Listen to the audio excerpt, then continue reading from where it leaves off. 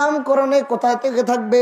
শাহজালাল ইয়ামানি কোরআন নাজিল হওয়ার সময় ছিল না, তার নাম কোরআনে কিভাবে থাকবে? কিন্তু কিভাবে থাকবে আমি আজকে সমস্ত ওলিদের নাম কোরআন শরীফ থেকে দেখাবো, আটশো হুজুরের নাম দেখাবো। ভালো মতন তাকান, ভালো মতন বুঝেন। আপনারা এখানে মুসলমান সকলে আমরা এসেছি, সবাই আমরা আল্লাহর প্রতি মেনে নিয়েছি। একটু জবান খুলে বলেন আল্লাহ। আরো জোরে, আরো জোরে। যারা আল্লাহ কয় না আল্লাহ মুখটা বন্ধ করে দিও, জোরে কোন আল্লাহ। আমরা মুসলমান, আমরা কি? আল্লাহ হুকুম দিছে নামাজ কায়েম করো, মারহাবা কোন। জামাতের সাথে নামাজ কায়েম করো, মারহাবা কোন। নামাজ পড়ি আমরা সবাই, কথা কোন না? পড়ি তো। আচ্ছা, জীবনে 5 ওয়াক্ত না পড়লো তো একবার ওয়াক্তগুলো পড়ছি, কথা কোন না? এবার আমরা সবাই নামাজ পড়ছি, মারহাবা কোন। আপনারা সবাই ডাইন হাতটা উঠান, উড়ান উড়ান উড়ান। একে উড়ানে দেখতো, উড়ান, আরো জোরে উড়ান।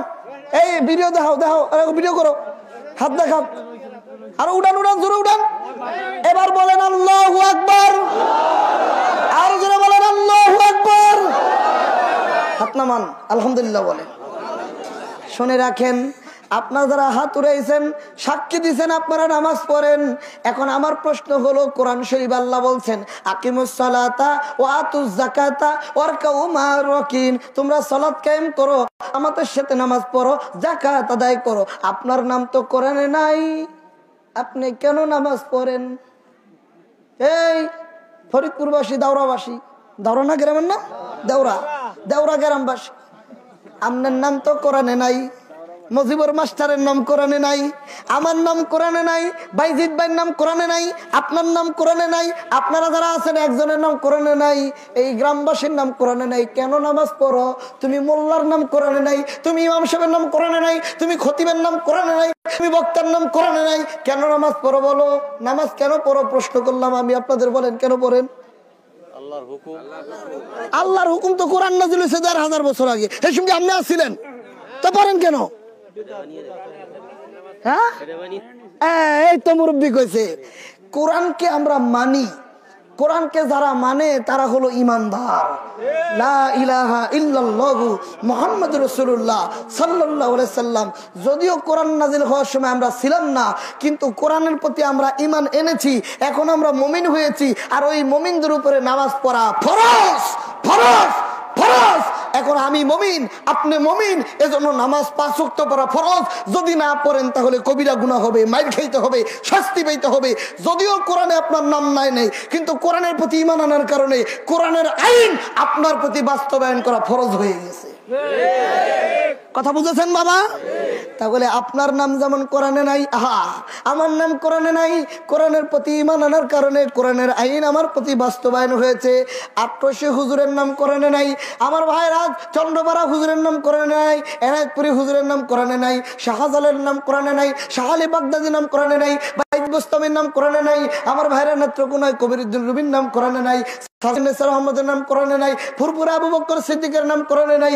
এক কথায় কোন অলির নাম আল্লাহর কোরআনে আল্লাহ বলেন নাই, কিন্তু আল্লাহ বলেছেন আলা ইন্না আউলিয়া, আল্লাহর বন্ধু যারা, লা খাউফুন, তাদের কোনো ভয় নাই, তাদের চিন্তার কোনো কারণ নাই। আমার দিকে তাকান, জবানটা খুলে বলেন আউলিয়া। সবাই বলেন আউলিয়া। মোবাইল যাদের আছে টিপ দিয়ে রেকর্ড করেন, জোরে বলেন আউলিয়া। এই আউলিয়া অর্থ আল্লাহর বন্ধু, আল্লাহর বন্ধু সকল। আউলিয়া বহু বচন, অলি আল্লাহ এক বচন। আমার দিকে চান, আমি কয়জন? কয়জন? আমরা কয়জন? হিসাব আছে? আমরা মানে বহু বচন, কোন হিসাব? আমি মানে একজন, আমরা মানে বহুজন, কোন হিসাব? অলি আল্লাহ একজন, অলি আল্লাহ আল্লাহর বন্ধু।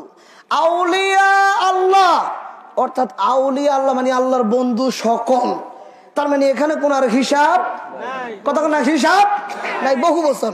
আব্দুল কাদের জিলানী ওলি, এই শুনেন, আব্দুল কাদের জিলানী ওলি, শাহজালাল ওলি, শাহপুরান ওলি, কমরুদ্দিন রুমি ওলি, বাইজিদ বুস্তামি ওলি, নাসিরুদ্দিন সিপাহসালাল ওলি, বাইজিদ বুস্তামি ওলি, ফতে আলী ওলি, ওয়াজেদ আলী ওলি, খাজা এনায়তপুরি ওলি, চন্দ্রপাড়ার আবুল ফজল সুলতান আহমদ শাহ চন্দ্রপুরি ওলি, খাজা বাবা ফরিদপুরি ওলি, কারামত আলী জনপুরি ওলি, সারসিনান্নেসার আহমদ ওলি, সমস্ত ওলিরা মিলায়া হলো আউলিয়া।